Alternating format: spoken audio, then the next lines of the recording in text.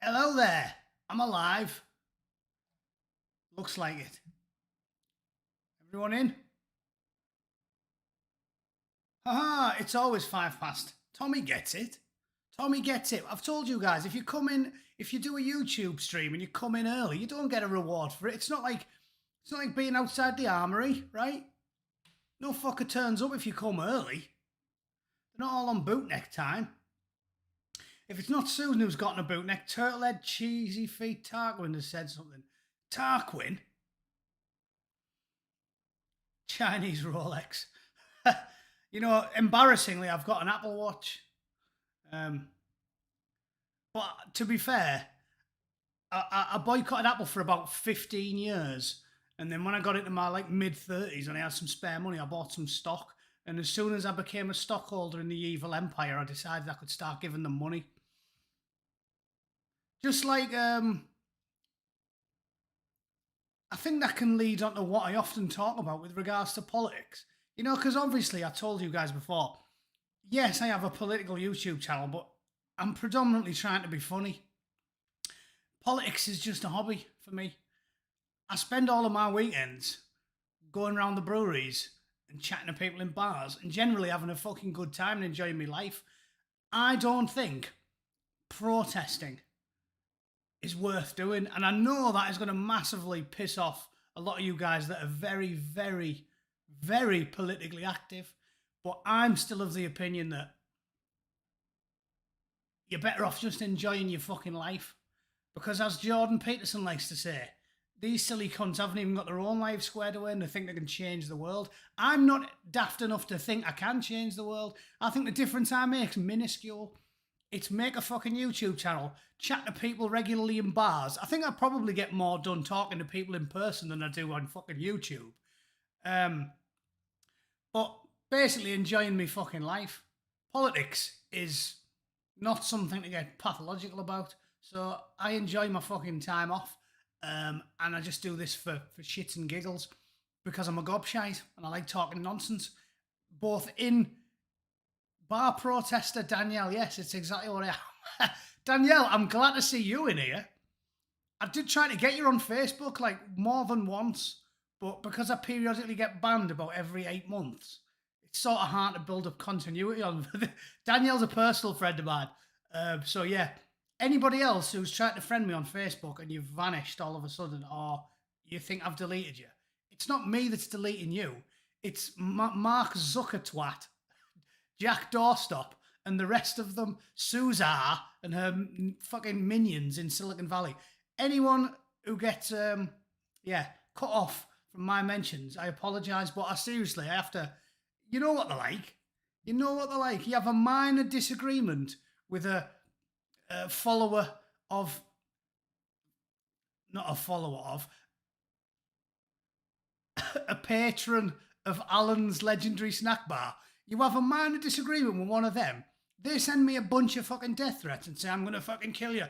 Mr. Taylor, if I ever see you in person, you're a fucking dead man. And I respond with something civilised like, listen, fatty, your fucking head weighs 12 stone. I'll jab your fucking lips off. I'm the one who gets banned forever. It's like, hang on, this bloke's just said he was going to murder me in the street. And by the way, lads that follow his ideology, they've got fucking history, yeah? They've got a little bit of prior service that you would think would make the sort of middle of the road types come on my side of the argument. Middle of the road agnostic chaps, we haven't really got much history for murdering people in the street. So you would think that, Susan and the like would take my side in those arguments, but they don't. Because we all know who's bottom of the fucking rung, who's on the very bottom rung now, don't we? If I have an argument with a bloke who started it, threatened to murder me, and dig up me dead nana and fuck her, and I respond with, try it, I'll round out your fucking lips off. They take one look at our profile pictures, see this fat bloke with a tan and a big beard, and see my pasty lily white ass and my drop dead baby blue eyes and chiseled white features, and instantly go, fuck that guy. Oh my god, it's Anders Breivik. Right? So fuck him. Maybe we'll fold your pajamas. No, I'm not folding anyone's pajamas. I'm glad chat's been fixed, by the way. It was Goose yesterday, wasn't it? So anyway, hello everyone. Welcome. I'm not going to do news tonight. I was going to try and, do something off the cuff, like maybe it's a question and answer session or something, because it's hard for me to interact with the chat when I'm just talking about the news or Meghan Markle. I follow this piece on Quora, the Markles. I do love the amount of shit me again Markle gets from women. It's quite fascinating. If I was one of these, as you guys well know, if I was one of these shameless, money obsessed sort of Tim Pool likes types who was just trying to make a buck doing YouTube, I swear to God, I would only do videos about Meghan Markle because it's really weird. But do you remember me saying to you guys about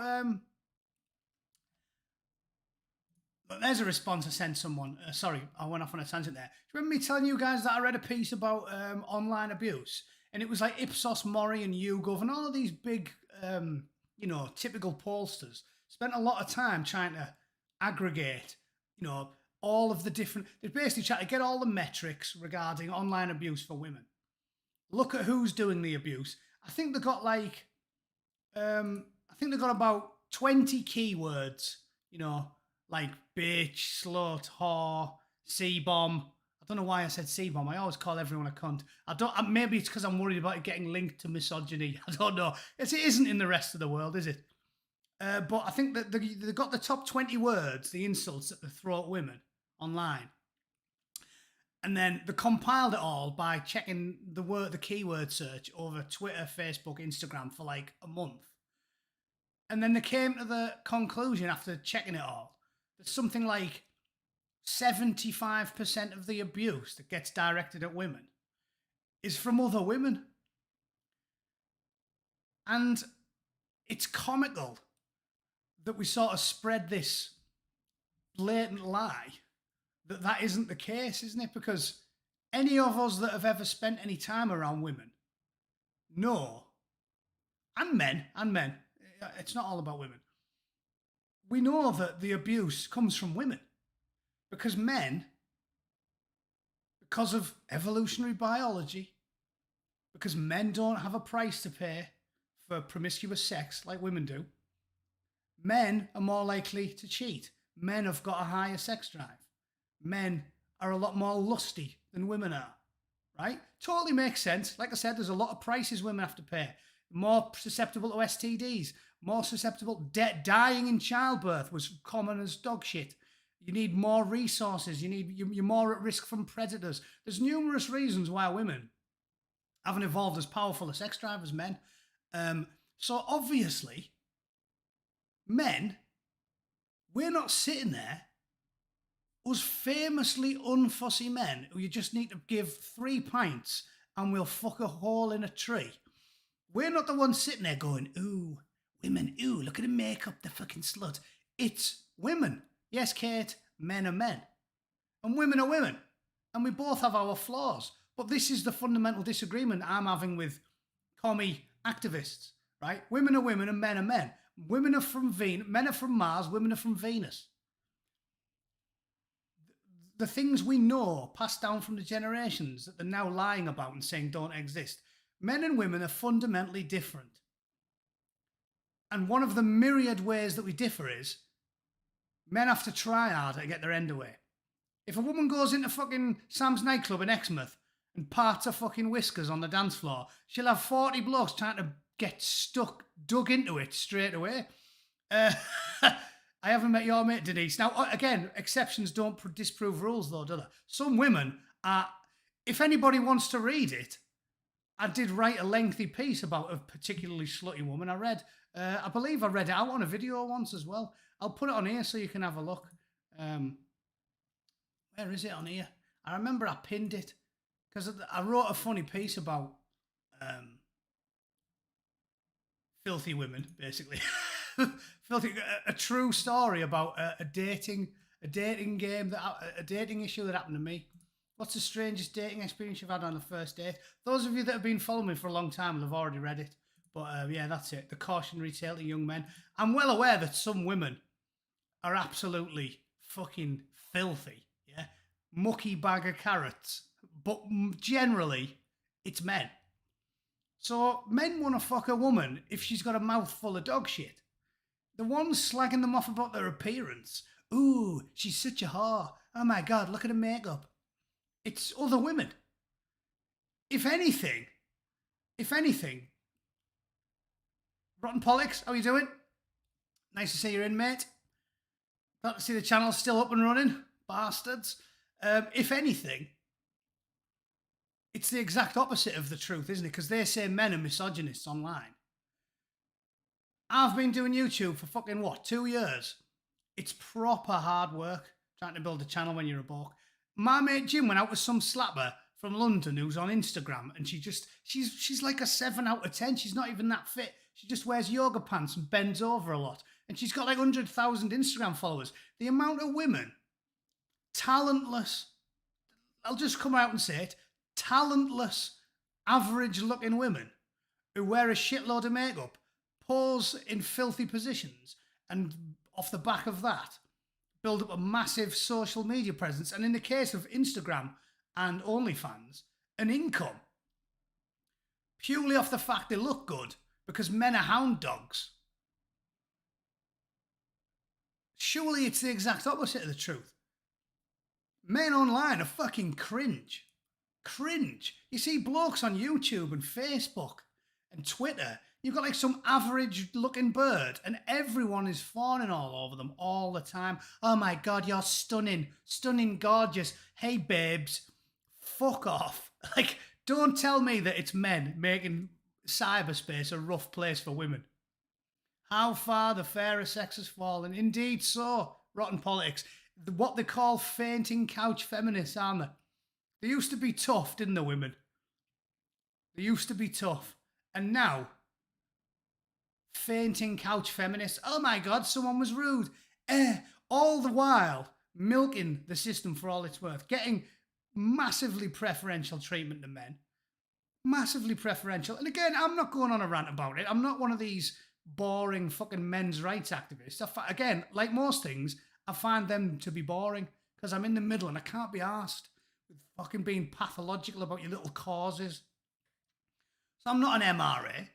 But again, it's obvious, isn't it? If you have to pick between being a man or a young, obviously, older women, I think that's when the rubber hits the road, isn't it? But younger women get fawned over. Go on YouTube, go on Facebook, go on Twitter. Relatively attractive young women get fucking absolutely fawned over constantly. Yeah, and the pearl clutchers, they're the fucking ones. They're whinging. Ooh, it's so hard being a woman. AOC, who has never had a fucking tough day in her life. All she does is drip. Ooh, woe is me. The boss-eyed fucker. I hate AOC. She does me head in. In fact, shall we... Because I've been playing around with this. I'm sure I'm getting better at it. Shall we introduce another drawing? Because I need to start fucking figuring this stuff out a bit better. I'm gonna find my favourite image that I recently downloaded to make a meme. Where is it? Add source. Not that one. Okay, I fucked that up. Browse. Here we are. I'm definitely going to do this quick. I've figured it out. There it is. See? AOC can sit and watch. There she is. Good, that, innit? So, AOC can sit and listen in. Fucking have it. AOC's suffering from achiphoria. One eye's looking at you, one eye's looking fucking for you. So, yeah, there is that. AOC. If you want to read about a strange dating experience, go and have a look and follow me on Quora. That's that was a good dit. So, let's get into a Q&A, right? Because I've never done that before. We don't have to talk about politics, news, current affairs. Anybody got anything that could lead me into spinning a dit? Has anyone got any pertinent questions, political or otherwise? I don't spin many war dits. Whatever you like. You can pick it. Or pick a news story and I'll fucking Google it and give you my possibly ill-informed opinion. There's the ironic thing as well. The amount of people who call me ignorant. I read the news every single day. Like, I don't think I'm very ignorant at all. And if I am ignorant, I'm happy to hold my hands up and go, actually, I don't know too much about that. I'm many things, but I'm not fucking ignorant. All right, it hurts everybody's eyes. People obviously hate AOC even more than me. I'll get rid of her. Fuck off, AOC. Do one. There you go.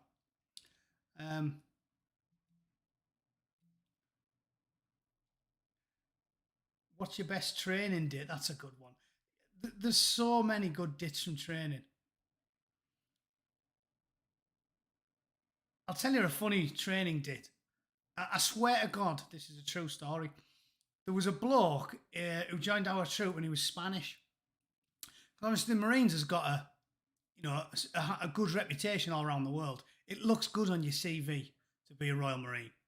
And there was a lad called Granty who joined up. I know people from 776 troop were actually occasionally coming here. So that was the troop I joined up with in November 1999. And there was a lad there called Granty, and he was Spanish. And when he joined up, I don't know how he passed all of the exams, because they don't let you in if you're a complete plank. Like I said, we like to consider ourselves somewhat more cerebral than paratroopers. Which, there you go, fucking paratroopers. If you can find a paratrooper that can spell the word cerebral, I'll be fucking astounded. So Granty's from Spain, and he really couldn't speak English. It was shocking. He was always at the bottom on all the exams, and they were having to push him through them again and again and get him additional tutoring and that. Like, his fucking English was shocking. And he shared a bivvy with a Geordie bloke. I can't even remember his fucking name now. That's how long ago it was. Because obviously you go on twosome at like week 5, which is the first proper horrendous exercise where they absolutely thrash your tits off.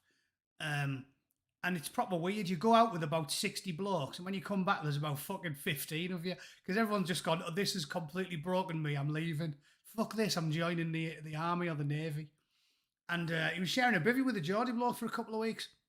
And on twosome, when you're getting thrashed and you're not getting any sleep, I think we got crash moved or something. And he leapt out of his bivvy, and he was flashing like fuck. He lost his rag with his bivvy partner. This Geordie fella, obviously, he'd been picking up the lingo, hadn't he? And he'd been having and as he's flashing, one of the other lads, I think it was Tom Hammond, lad called Hammond, he starts having a go at him. And Tom was very slightly overweight, which in the Marines is obviously enough to get you called a fat cunt.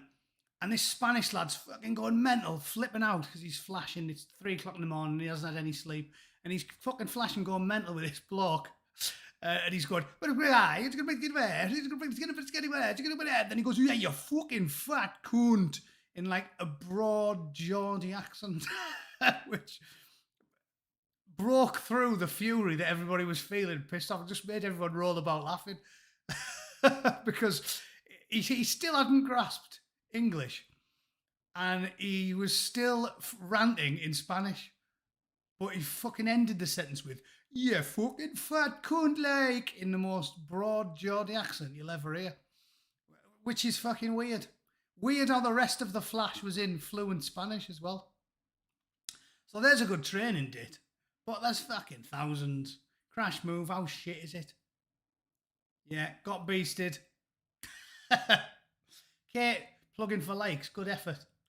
So training dits, there's fucking loads of them. But you just sound like a sad bastard when you do training dits all day, don't you? Funny that, I went on 5 ops and I still get asked training dits all the time. Somalia, I didn't go to Somalia, sorry, Sierra Leone. Who the fuck wants to go to Somalia? You know one thing that does my head in about that? Bootneck in the 50s, which decade of bootnecks were the hardest? Well, there's a good question, Alan. I think it's demonstrable that the training gets watered down every decade.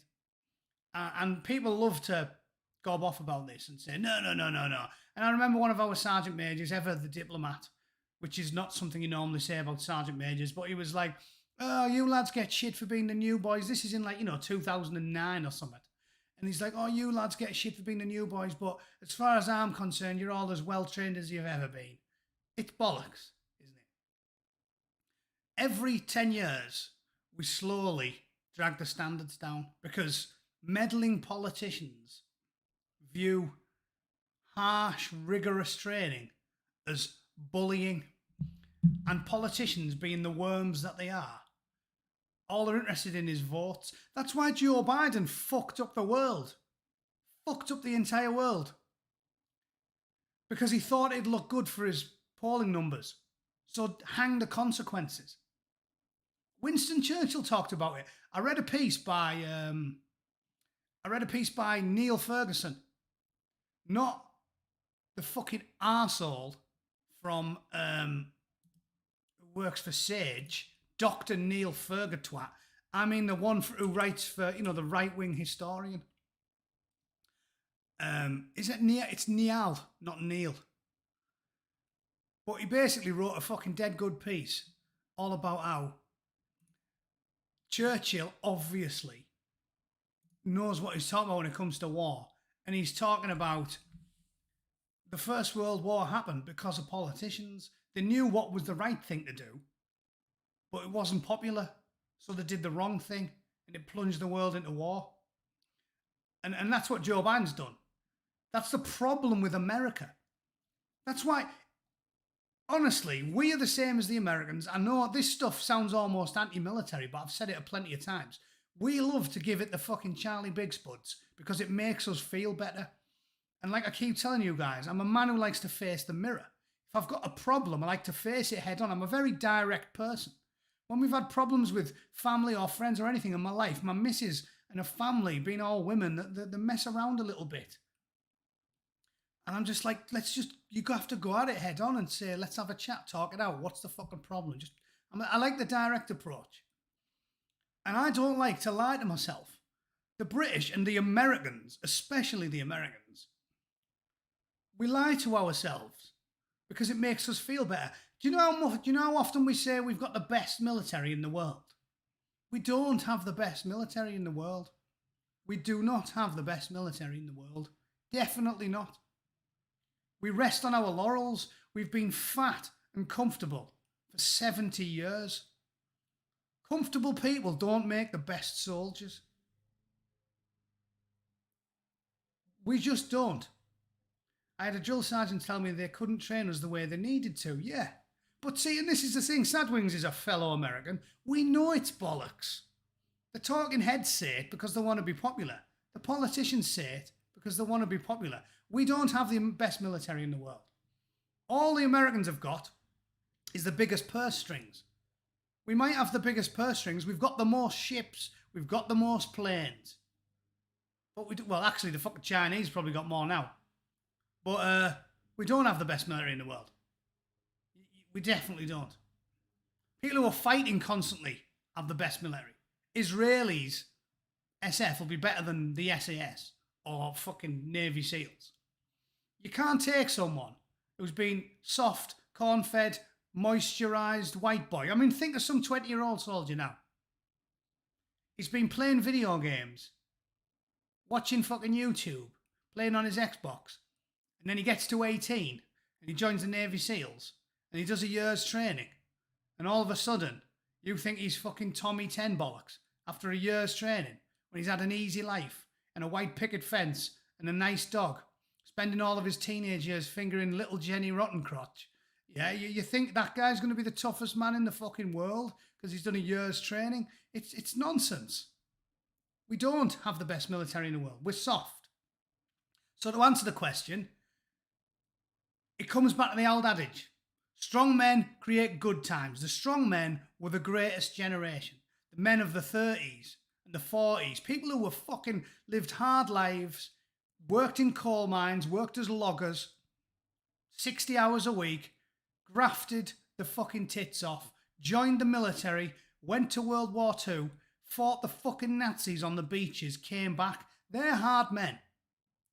I'm sorry if that makes those of you reading or listening to this uncomfortable. We don't have the best military in the world. And we, the Americans, We keep losing.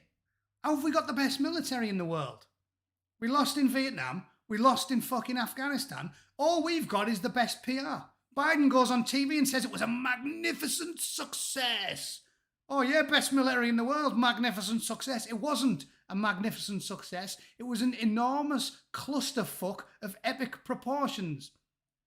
If clusterfucks were defined by testicle size, we would be at Godzilla's bollocks.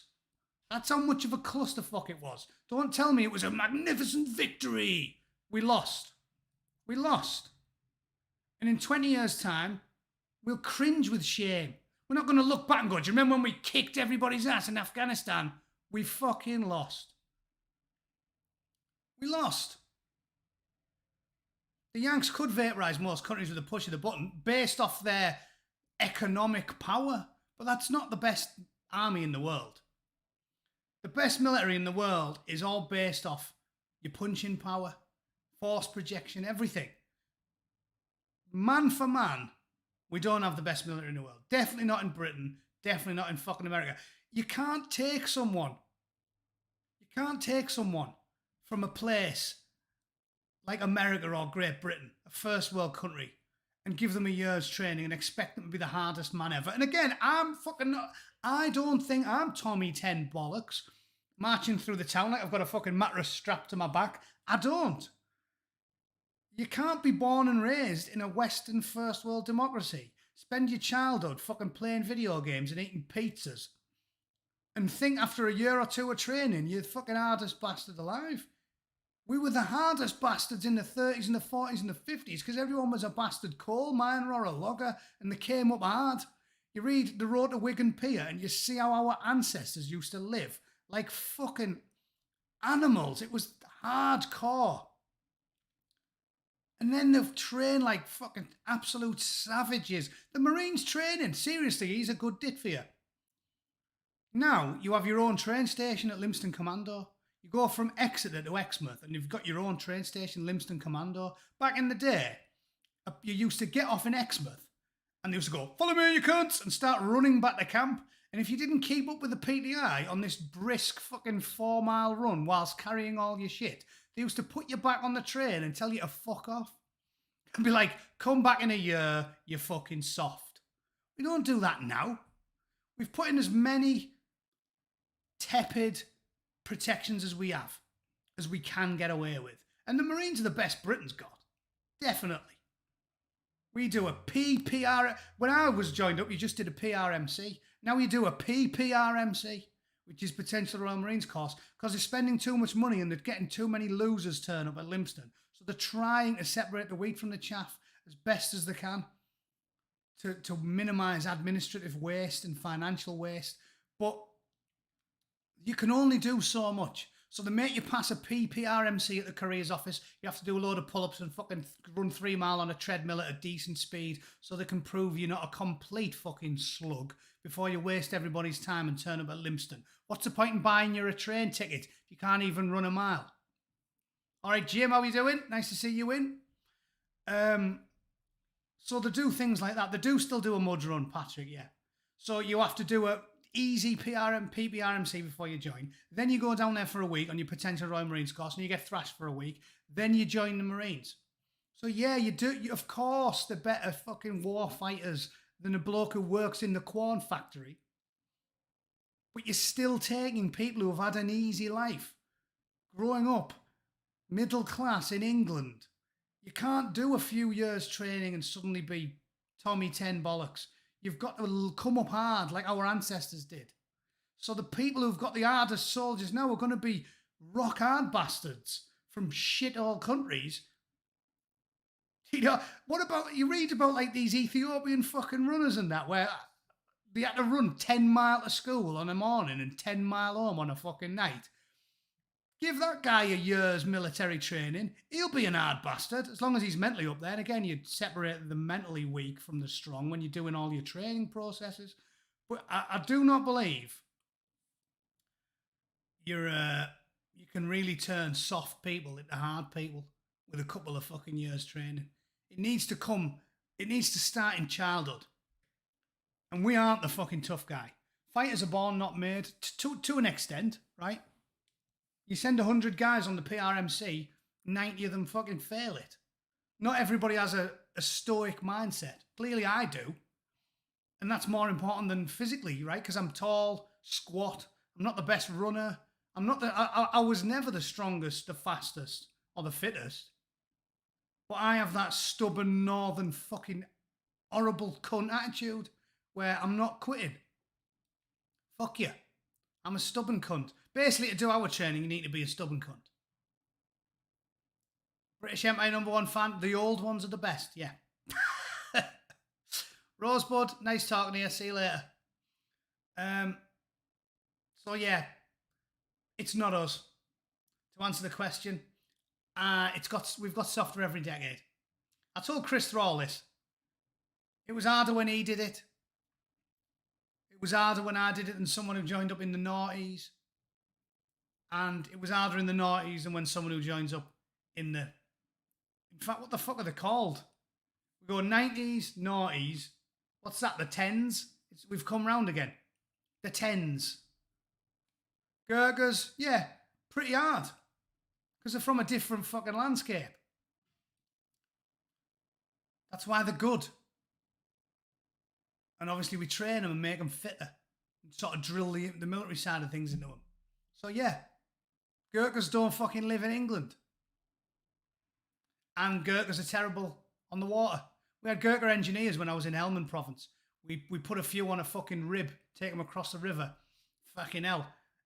They turn green in about 3 seconds. That's what happens when you're from a landlocked country. So they have the weaknesses. And again, physically, they're not big because they don't have the Western diet.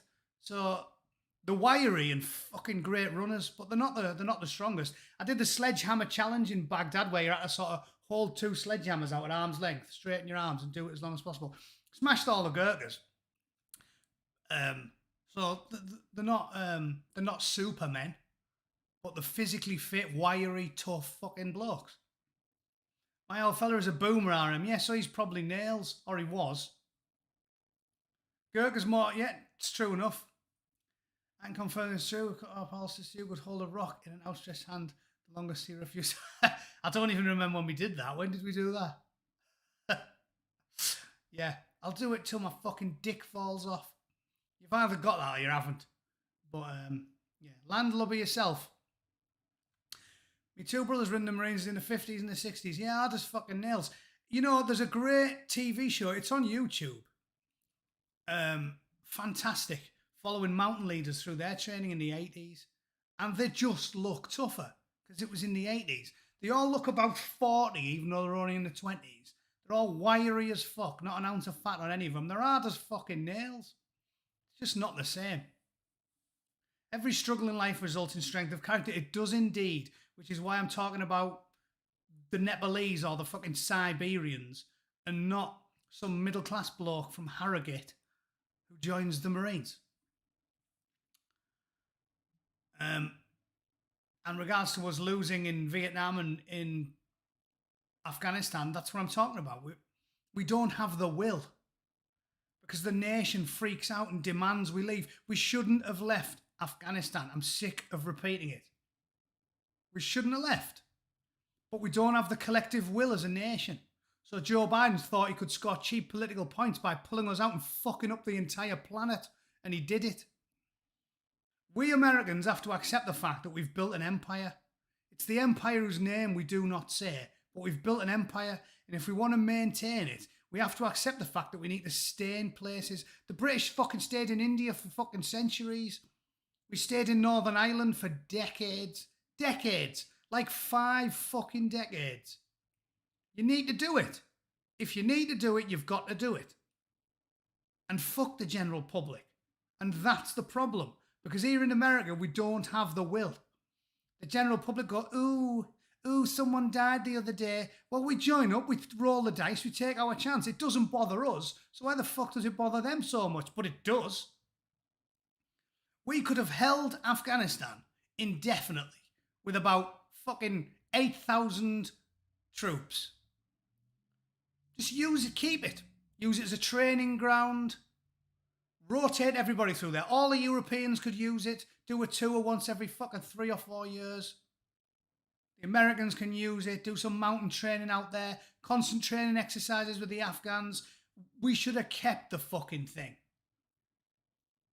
And I'll never change my opinion on that. We should have fucking stayed.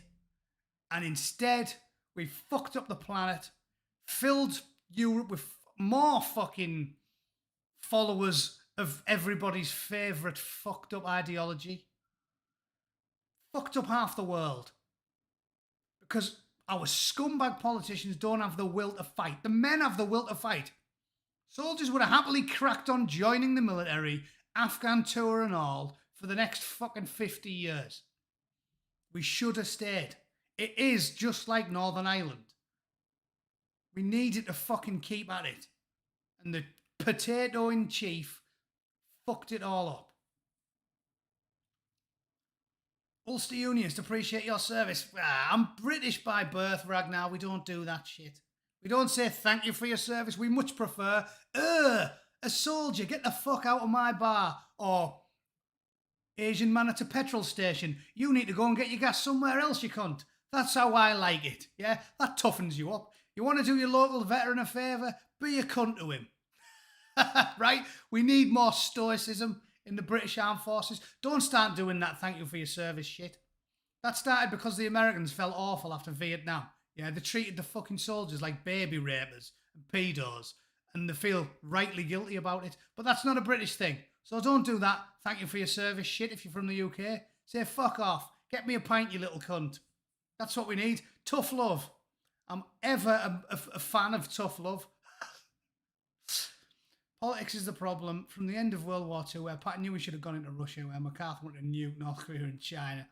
Yeah, well, one would argue that that's probably the other end of the spectrum, right? I don't think making North Korea fucking glow would have been a good idea in the long run. Trump showed that we didn't need to nuke North Korea. Trump basically had it sorted. Because you just have to outbully them.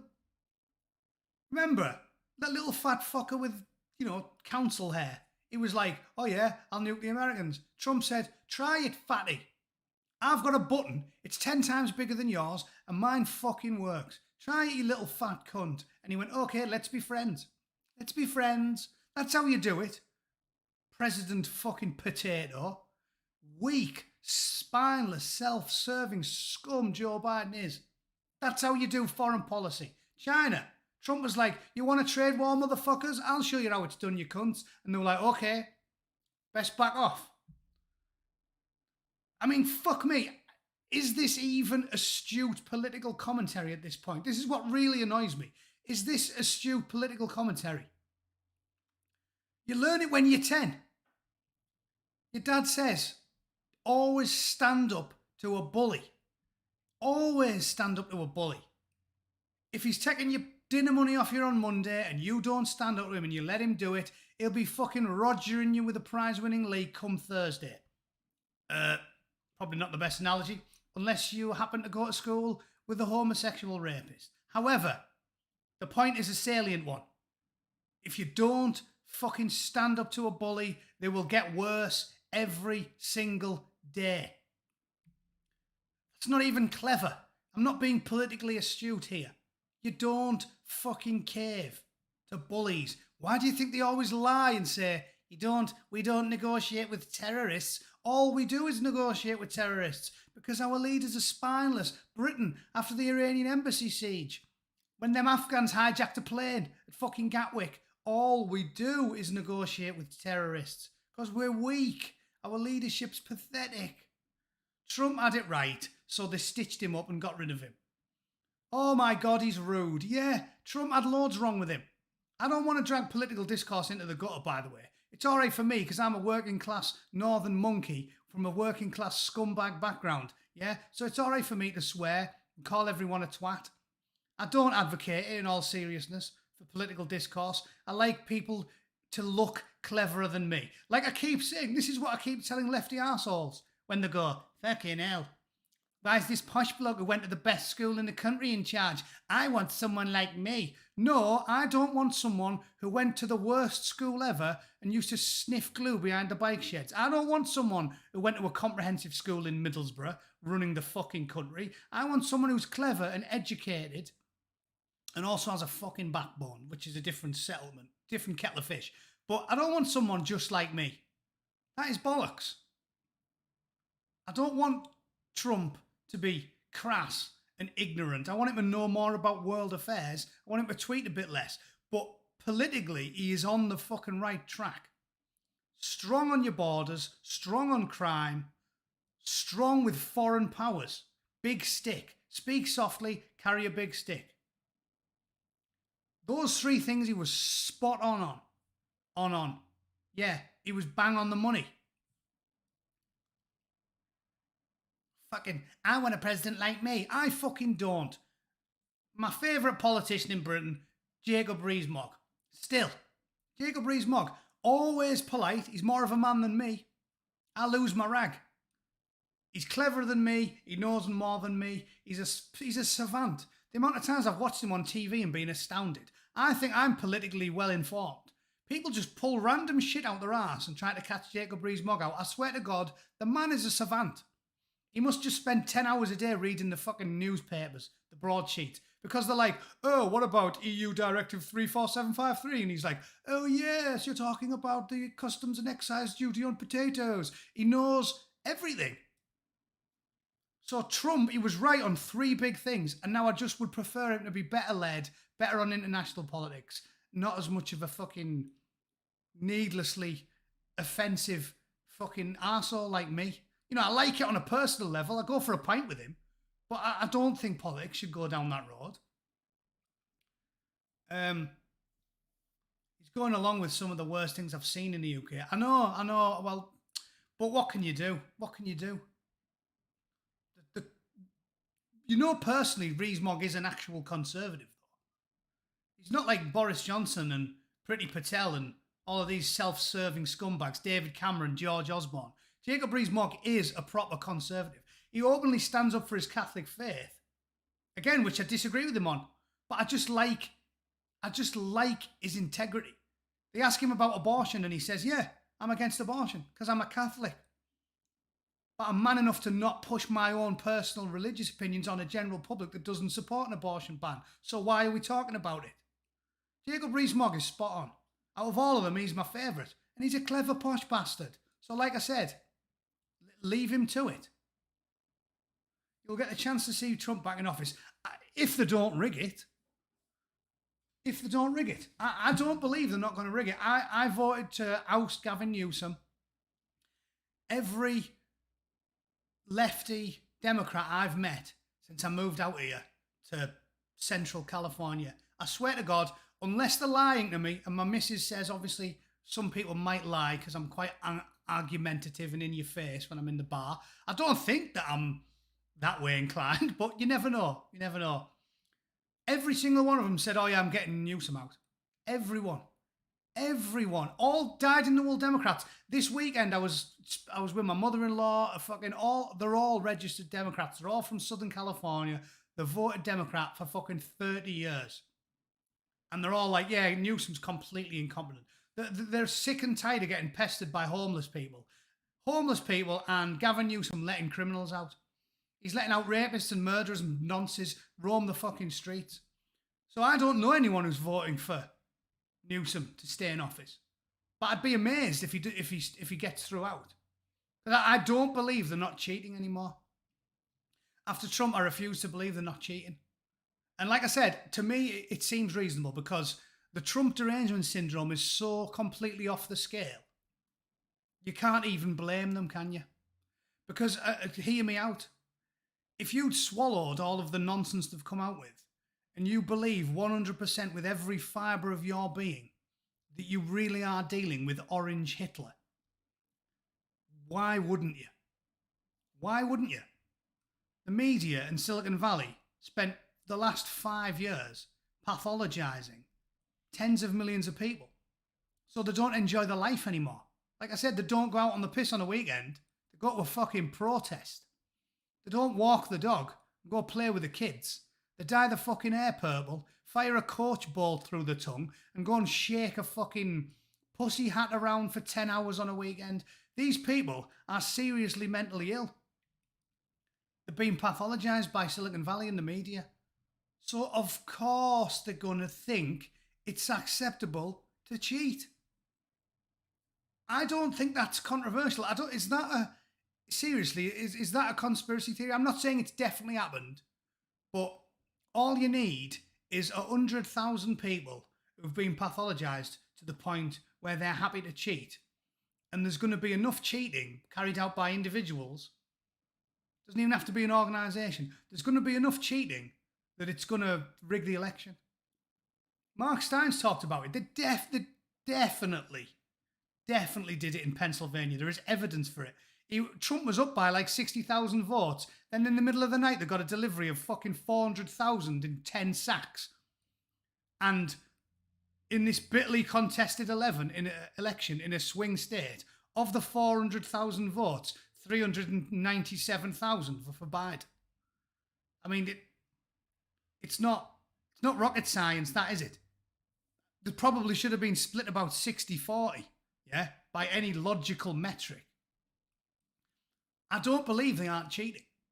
And like I said, I can understand it. If I swallowed, drank the Kool-Aid and believed that Donald Trump was literally Hitler, I'd cheat as well. If I thought it was life or death, I mean, that's all they talked about for 4 years. Oh my God, it's literally saving the country, literally Hitler, life or death. Oh my God, white supremacists, KKK. Fucking hell, you would cheat, wouldn't you? If you were daft enough to swallow it all, you fucking would cheat. So I don't believe it didn't happen. Careful, Sue. Well, I'm not parroting any conspiracy theories they haven't heard, and I'm not telling you it definitely happened. I'm just telling you it passes the common sense test, and that's all I've ever needed. That's all I've ever needed.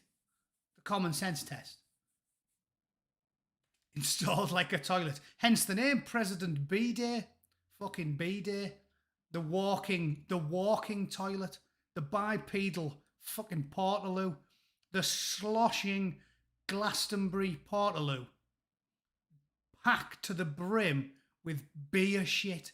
That's Joe Biden, oxygen thief. The man has been stealing off the taxpayers for 50 fucking years. American elections are absolutely shite. I think it was 206,000.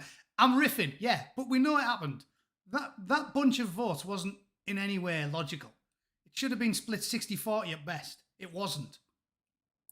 Common sense demands it. Blatant cheating. The media has pathologised a load of people, Silicon Valley, who still have the brass neck to say, we aren't biased. Like I said, Jack Doorstop, Mark Zuckertwat, and my fucking nemesis, the winged beast of Silicon Valley herself, go into a courtroom and say, we aren't biased. No, we're not biased, when everybody on planet Earth with a hole in their fucking arse knows for a fact they are. They even gloat about it. Left-wingers go on Facebook and go, ha ha ha, and take the piss out of you because they know that Facebook's biased. And they still have the fucking brass neck to say it. The neck of 1,000 giraffes. Right, anyway, I've ranted for ages there. I'm getting a sore throat. I'll do one more question. Somebody ask me something, political or otherwise, and then I'll fuck off and leave you guys to enjoy your Friday night. Most popular president in history, my ass. If he's the most popular president in history, Ian Huntley is the most popular primary school teacher in history. Fuck me. See, everyone's always nice to Kate, right? See what I'm saying about attractive women with nice photos. Everyone's overly nice to them. Nobody's nice to me. Like, oh, look, it's that little fat, hairy cunt again. What do I follow him for? Susan. Don't start me, two-tone. I've got a sore throat. I ran 3 miles very fast this morning. I didn't realise till I put my Apple Watch on. I normally don't wear it because like it sort of annoys me. It bounces around. But because I've just moved here, I want to try and find figure out the distances. So I did a 3 miler, and my heart rate averaged 175 beats per minute. So I don't think you're meant to train that way. I can still run an 8-minute mile, but my heart's going to explode. So yeah. I had to drink fucking 2 pints of water very quickly before I sat in front of the camera today. Which famous people have you met? I met Prince Harry. He was on Optag when I was doing my pre-deployment training. The ginger bastard. Back when I liked him. How the world changes. I briefly met him and said, all right, how are you doing? And he was like, all right. And one of the QM said to him, I'll show you where the heads are. And he said, it's all right, I've had a shower already. And everyone went, whoa, because he was in the army and we were basically taking the piss out of him, saying he'd never get a shower. But I met Prince Harry very briefly, and he fucking seemed sound.